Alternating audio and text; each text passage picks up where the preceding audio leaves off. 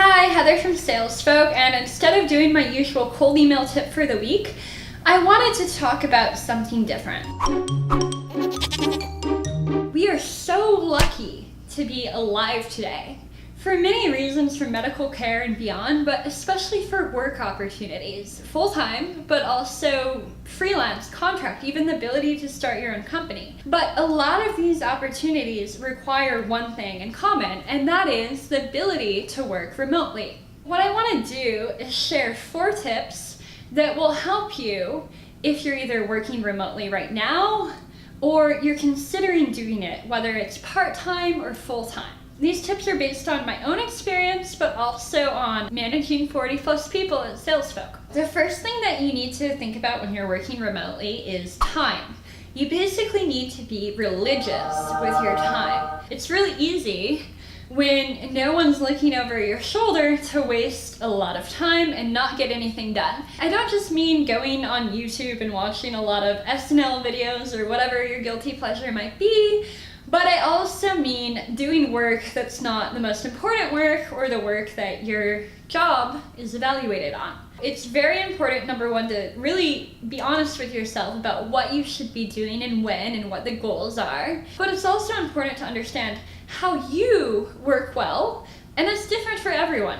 You know, I'm not a great morning person. I'm more of an evening worker, but some people are morning people, and other people, they might like to work for a long period of time or a short period of time. For myself, I like to block time off on the calendar in chunks to work on creative things like making videos, strategy, writing code, whatever it may be, because I find if I get interrupted too much, I get very distracted and I'm quite unproductive, so I block off time for that. For other people, maybe you have a much shorter attention span and you can only work in much smaller intervals. Maybe it's 2 hours, an hour, half an hour, whatever. That's okay. Just know how you work well and what makes you productive and go from there. The second point that's very important for working remotely is controlling your environment. And your environment is so critical to your productivity, also your happiness, your health. When I'm in New York, I have a very ergonomic environment set up because I have issues with my back. You need to be thinking about things like that. You also need to be thinking, do I do well in an environment where there are a lot of people and noise? For some people, the answer is yes. They get kind of lonely or crazy if they're working remotely, if they're not around people. For others, that's totally distracting. You want to think about all these factors, and for me, when I'm traveling, I also always think about that first, especially if I'm doing what I call a workation, where I go and I work remotely in maybe like Kuala Lumpur or Ho Chi Minh City or whatever place I might want to go to. One of the things I might do is just get an Airbnb that has a very ergonomic work environment, or I could go to a co-working space like WeWork or Regency, or I could find a nice hotel lobby, even if I'm not staying there, and basically order coffee or food or whatever I want and just use that space. Know the environment that works for you, whether you're at home or wherever you might be. Have contingency plans, make sure you have good Wi-Fi, whatever you need to do for the work that you need to do and to get done on time. Third, the really important thing that you need to think about is always keep learning. Learning shouldn't stop when you graduate school, whatever level of education that you achieve. I always like to think of the example of my grandma, who is now 80, turning 81 this year, not too long from now. At her age, she is still learning new things. She's a wizard at spreadsheets.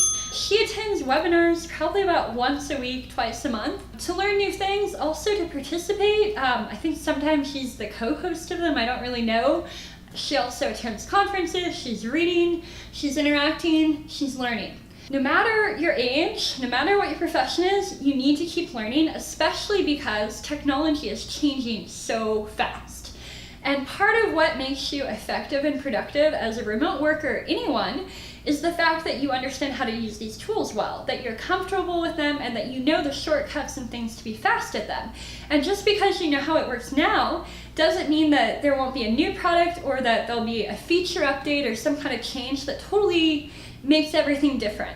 So you have to keep learning, you have to stay sharp and agile. Fourth, care about people, get to know people, build relationships. Whether you're working remotely or not, relationships are so important in your career and for your own mental health and sanity. You don't have the water cooler to talk over and get to know people in a remote environment, but whatever setup there is, whether there's Slack to chat with people or Zoom or something like that for video conferencing, make use of it and talk to people from time to time, whether it's over message, video, call, and ask them about themselves, learn about them, and share something about you. At SalesFolk, I can tell you some things about my people. I can tell you that one of my salespeople is really good at taking photos. So I always follow his Instagram and I'll like photos, I'll comment on it, he'll share photos. I encourage that. He's very talented and it shows I care.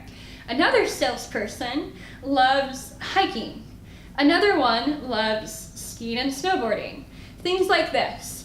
Also, one of our client managers is really good at motocross, like professional almost, or I think technically she is. These are things that we learn about people, and then I also share things about me, like I love travel. We also have common things that we like maybe different shows like Always Sunny in Philadelphia, or the fact that we all love goats. But whatever it is, you need to take the time, not just to do your work, but build these relationships, because whether you're freelance or you're full-time or whatever the situation is, you never know who your colleagues might be and how they might help you in the future. Here's an example. One of your colleagues freelancing might end up being your boss in the future at another company. They might start that company. They might get promoted there. They could move you over there. They could get you a new job.